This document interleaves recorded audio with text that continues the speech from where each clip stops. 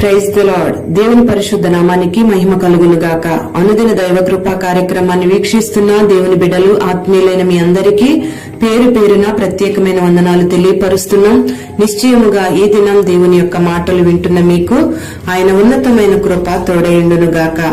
మనకి లోకంలో ఎంతో మంది స్నేహితులుంటారు, తల్లిదండ్రులుంటారు, బంధువులుంటారు, అన్నదమ్ములుంటారు, అక్క చెల్లెళ్లుంటారు, భర్తకి భార్య, భార్యకి భర్త ఇలా తోడుగా ఉంటారు. కానీ ఎవరు కూడా అంతం వరకు మనతో ఉండరు. అంతం వరకు సహాయం చేసే వాళ్ళు కూడా ఉండరు. పోగొట్టుకున్న వైభవాన్ని పొందుకునేంత వరకు కూడా ఎవరు మనతో రారు. అయితే మన ప్రభు అయిన యేసయ్య ఆది అంతమై ఉన్న దేవుడు, ఆయన యుగ సమాప్తి వరకు సదాకాలము మీతో కూడా ఉంటానని వాగ్దానం చేసిన దేవుడు నమ్మదగిన దేవుడు గనుక, ఆయన మాట ఇచ్చి మాట నెరవేర్చుటకు సమర్థుడు గనుక, ఆయన ఒక్కడు మాత్రమే ఆఖరి శ్వాస వరకు మనతో వచ్చేది, మనల్ని నడిపించేది, మనతో ఉండేది మన ప్రభు అయిన యేసయ్య మాత్రమే. ఆయనే మనల్ని విడిపించి మనల్ని గొప్ప చేసేవాడు, మనల్ని ఆశీర్వదించేవాడు. కీర్తనల గ్రంథం 68వ అధ్యాయం 6వ వాక్యంలో ఆయన బంధింపబడిన వారిని విడిపించి వర్ధిల్ల చేయును అని ఈ వాక్య భాగంలో రాయబడి ఉంది. ప్రియమైన దేవుని బిడ్డలారా, మనం ఆరాధిస్తున్న దేవుడు, మన ఆరాధ్య దైవమైన యేసయ్య బంధింపబడిన వారిని విడిపించి వారిని వర్ధిల్ల చేసే దేవుడు. మన జీవితంలో కొన్ని ప్రతికూలమైన పరిస్థితులు ఎదురైనప్పుడు ఇక నా తలరాత అంతే అని మనం బాధపడకూడదు. కానీ శ్రమలతో ఉన్నప్పుడు, మనం బలహీనులంగా ఉన్నప్పుడు, మన శ్రమల నుంచి విడిపించి మనల్ని గొప్ప చేసే దేవుడు, మనల్ని వర్ధిల్ల చేసే దేవుడు ఉన్నాడని ఆశ్రయదుర్గంగా చేసుకుని ఆయన వైపు చూసినట్లయితే నిశ్చయముగా ఆయన మనల్ని విడిపించే గొప్ప దేవుడై ఉన్నాడు. ఆశ్రయదుర్గమైన మన ప్రభువు మన ఎడల కృప చూపించి, వాత్సల్యత చూపించి, దయ చూపించి ఆయన హక్కున మనల్ని చేర్చుకుంటాడు. ఆయన ఎంతైనా కృపగలిగిన దేవుడు గనుక, దయగలిగిన దేవుడు గనుక మనల్ని ఎంతగానో ఆశీర్వదిస్తాడు. ఒకసారి లోతు తనకు నచ్చిన ప్రాంతమైన సొదొమ గొమొర్రా ప్రాంతానికి వెళ్లి అక్కడ నివాసం ఉంటూ ఉన్నాడు. లోతు అనుకున్నాడు, నేను బాగానే ఉన్నాను అనుకున్నాడు. తను నివసించిన ఆ దినాలలో ఆ పట్టణమంతా కూడా తను అనుకున్నట్టుగా లేదు. భయంకరమైన పాపంతో నిండిపోయింది, దుర్మార్గతతో నిండిపోయింది. దేవునికి అవిధేయులుగా ఆ ప్రజలందరూ కూడా మార్చబడ్డారు. మరి లోతు ఆ పట్టణాన్ని గూర్చి ఎంతో వేదన పడుతూ ఉన్నాడు. అంతేకాకుండా మన ప్రభువైన యెహోవా కూడా ఆ పట్టణాన్ని గూర్చి ఎంతగానో వేదన పడ్డాడు. మరి ఆ పట్టణాన్ని గూర్చిన వార్త లోతు నీతిమంతుడైన అబ్రహాముకు తెలియపరిచినప్పుడు, నీతిమంతుడైన అబ్రహాము ఆ పట్టణాన్ని గూర్చి, లోతు కుటుంబాన్ని గూర్చి దేవుని సన్నిధిలో విజ్ఞాపన చేసినప్పుడు లోతు కుటుంబాన్ని ఆ పట్టణం నుంచి విడిపించడం జరిగింది.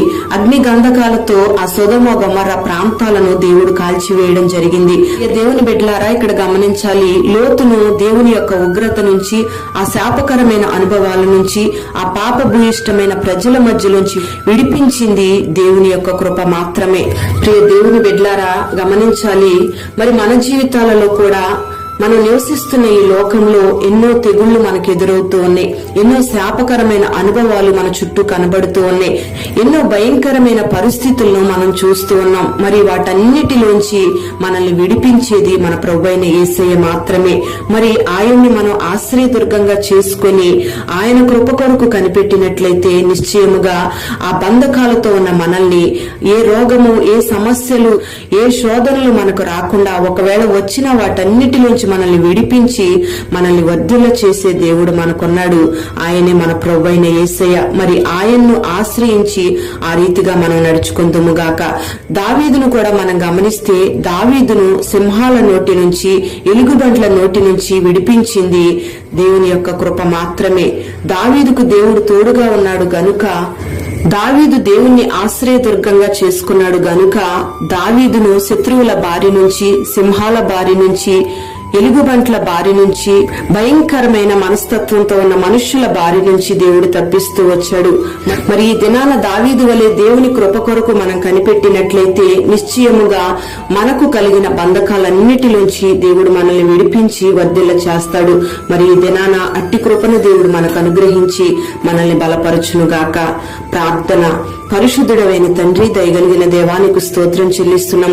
ఈ దినం ఈ మాటలు విన్నని బిడ్డలందరినీ కూడా మీరు ఆశీర్వదించండి. బంధింపబడిన వారిని విడిపించి వర్ధిల్ల చేసే దేవుడు అని మీరు తెలియపరచారు. మా పితరుల జీవితాలలో ఎంతో మందిని ఎన్నో సమస్యల నుంచి విడిపించారు, బంధకాల నుంచి విడిపించారు, శాపకరమైన అనుభవాల నుంచి విడిపించారు, కరువు కోరల నుంచి విడిపించారు. ఆ రీతిగా విడుదల కార్యక్రమాన్ని మీరు జరిగించి వారిని వర్ధిల్లింప చేస్తూ వచ్చారు. మరి ఈ దినాన ఈ మాటలు వినని బిడ్డలందరినీ కూడా పేరు పేరున మీరు ఆశీర్వదించండి. బిడ్డలు ఏ బంధకాలతో బంధించబడి ఉన్నా, అది పాపపు కట్లైనా, రోగ సమస్యలైనా, అసమాధాన పరిస్థితులైనా, ఆర్థికమైన ఇబ్బందులైనా, ఏ సమస్య చేత బాధింపబడుతూ ఉన్న ఆ సమస్యల నుంచి, ఆ బంధకాల నుంచి నీ బిడ్డలను విడిపించి నీ బిడ్డలను గొప్ప చేసి వర్ధిల్ల చేసి ఆశీర్వదించి నీ నామాన్ని గణపరచుకొనమని నజరేయుడైన యేసు నామములో అడుగుచున్నాము తండ్రి. ఆమేన్.